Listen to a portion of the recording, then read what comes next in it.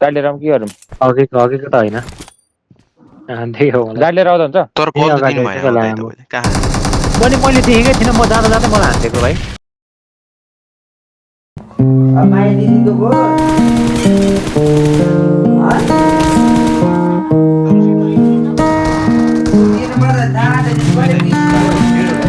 भने जस्तो बन्न सके मन चाहे जस्तो गर्न जति जे गर्दा नि पुग्दैन कसैलाई अब त पाकिसकेन सम्भव छैन म त्यो होइन जे खोज्दै